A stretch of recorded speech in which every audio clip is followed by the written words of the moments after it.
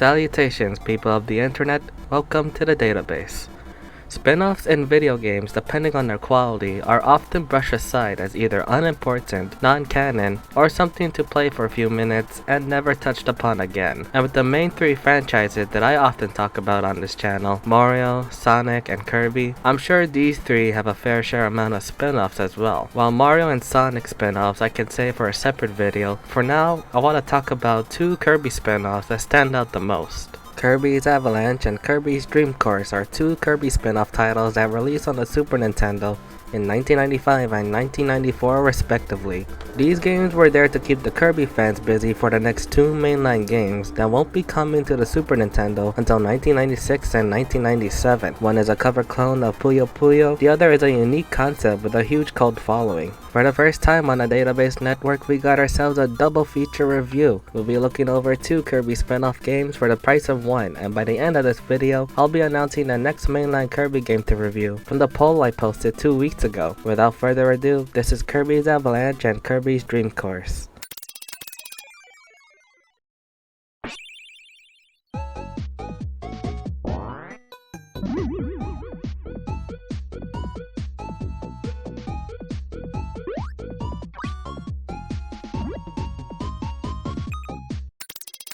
I won't take too long reviewing Kirby's Avalanche, as there isn't a whole lot to talk about when it comes to Puyo Puyo. While having a lot of publishers under its belt, Puyo Puyo mostly associated with Sega as its publisher worldwide. The first Puyo Puyo game being released on the MSX2 in 1991. The last game I looked over Puyo Puyo was in my Sonic Mania review. That game features Puyo Puyo as part of the second act boss fight in Chemical Plant Zone and as a separate sub-game in the extra menus. The basic mechanics of Puyo Puyo is this. You have 5 different colors that are randomly generated: red, purple, green, yellow, and blue. And each Puyo Puyo piece always comes in twos, sometimes in different colors, sometimes in matching colors. You can rotate the Puyo Puyo pieces clockwise or counterclockwise by pressing the assigned button.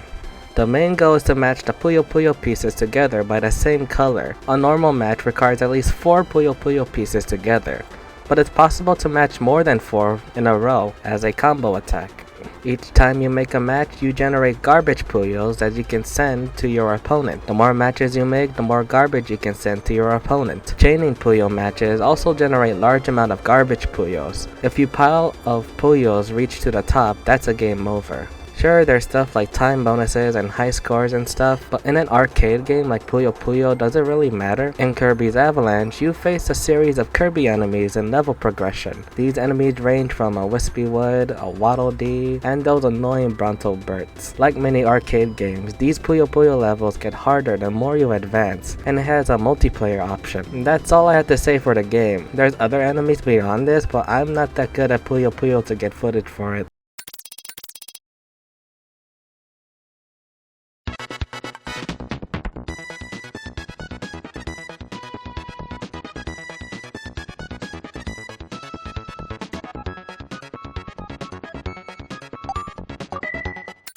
Between these two games in this video, Kirby's Dream Course is probably the one game even non-Kirby fans are familiar with. Basically, think of Kirby's Dream Course as a series of miniature golf courses, but with Kirby as a golf ball, and you can use copy abilities within each golf courses. Each course, there are 8 holes to progress through, and you progress through 8 worlds, giving us a total of 64 stages to go through in this game. To progress through the game, you control Kirby as a golf ball, or you can adjust Kirby's direction, spin, and power momentum per swing. Unlike normal miniature golf, to get to the hole to appear, you need to defeat all enemies on the board. Once all the enemies are defeated, the last enemy on the board turns into the golf hole, where Kirby must head towards to get to the next hole. Your score is based on the number of strokes or turns you take in one board. The higher your score, the lower you are on the high score board. So that means you need to complete each board with as few strokes as possible, much like real life golf. What I like about all the boards or holes in Kirby's Dream Course is that they're all designed to allow the player to score a hole in one. If they are skilled enough to achieve this,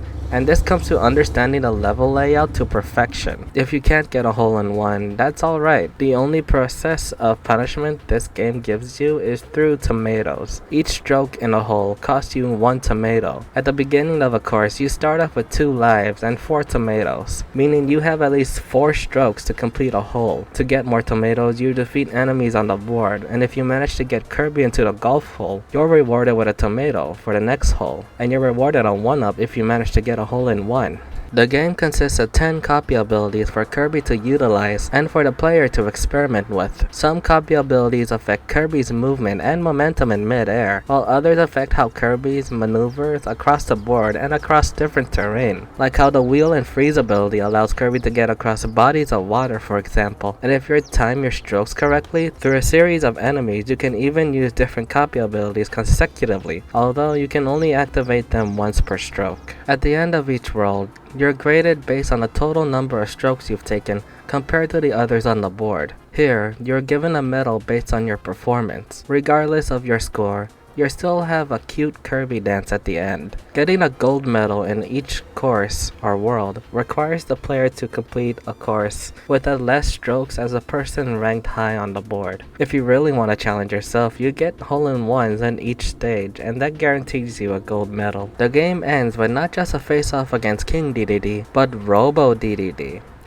See, it's different. After beating the King Penguin, you unlock extra courses, hard courses if you want more challenging golf courses. Many of these stages requires you to experiment with performing different shots to progress. See, before hitting the Kirby ball, you can adjust the type of swing and which direction you want Kirby to go. These swings range from short and long to high swing that opens up more options on how Kirby will land. By holding the B button and adjusting Kirby using the D-pad, tapping left and right will adjust Kirby's turn, while tapping up and down will give Kirby either a forward fly shot or a backwards grounded shot. Be careful with your shots, however, as it's possible for Kirby to go out of bounds and lose a life. There is so much to go over when it comes to the gameplay of this one spin-off, even down to the little details. Wispy Woods, Crackle, and Gordo are placed as harmful obstacles, but with a spark ability you can destroy Wispy Woods and Crackle along the way. If you need a bit more momentum in your shot, you can tap the A button at the right time to have Kirby perform this short boost that impacts your height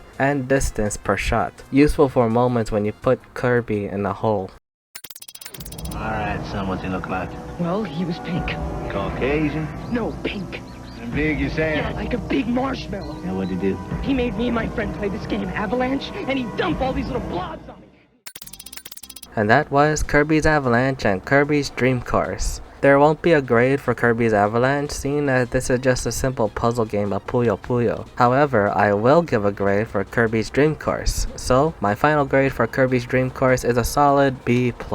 A fine and a unique spin-off in the Kirby franchise. It takes the idea of miniature golf and puts them in a fresh and new Kirby spin. While the amount of copy abilities are small compared to the mainline Kirby games, it makes up for it for being a game that lets players to experiment with different shots per stroke in order to get that sweet bronze to gold medal at the end. From my experience for Kirby's Dream Course, you learn different mechanics of the game as you progress, and if you happen to pause the game mid-course, the game encourages you to go back to older courses you've completed and use that new knowledge of the game to get good. Regardless of skill, all golf courses in the game are designed around these versatile shots that allows players to achieve that hole-in-one, or at least from my experience in the game, several pars per hole. Sure, the game limits the amount of strokes you can have by 4 tomatoes, but each stage has plenty of Kirby enemies that will gift you more tomatoes for the next hole. It's a game that encourages experimenting and mastering different shots, that rewards players with analyzing the level layout and timing of copy abilities and the booster button. Now I say that this game is a B+,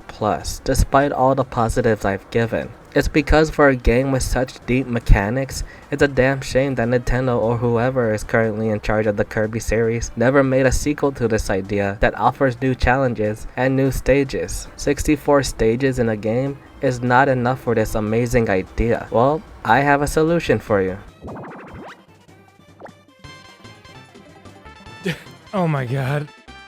Man, nostalgia really hits hard with this one. This is Grumps' Dream Course, a full-on ROM hack of Kirby's Dream Course, and it's the reason why the game is popular with non-Kirby fans. Grumps' Dream Course is based on the popular Let's Play channel Game Grumps that features a co-host Dan Avidan of Ninja Sex Party and Aaron Hansen of Eagle Raptor fame as Kirby's. This game features all new levels utilizing the same gameplay as the original. No need to go in depth detail because you probably know all this just by watching the Game Grumps channel. So what are your thoughts on Kirby's Dream Course and Kirby's Avalanche? Which game have you played? Have you played both? Let me know in the comments. We are almost done with the Summer of Kirby Marathon, and I figured I'll do one more Kirby game for this year's marathon and maybe take a break and talk about other topics because I think this is enough Kirby for me this year. 2 weeks ago I posted a poll where you guys get to pick which mainline Kirby game I get to review next. Kirby 64 The Crystal Shard or Kirby's Return to Dreamland and its deluxe remake. I'm a bit sad about the lack of active participation with that poll, but I can confidently say that the next Kirby game I'll cover in 2 weeks from now is Kirby 64 The Crystal Shard. I need a bit more time to complete Kirby's Return to Dreamland, especially the DX port. And there's tons of extra content there that I need to finish up upon. So yes, I'll be saving Kirby's Return to Dreamland as its own separate video, non-related to the marathon. For now, I'm Christopher James, and I'll see you next time. And he dumped all these little blobs on me. And the only way that I could survive was if I buried my buddy in boulders. Oh, look, he's a cutie. Is this the guy? Kirby's Avalanche, the chain reaction puzzle game, or try Kirby's Dream Course. It's Psycho Golf in 3D, only for Super NES.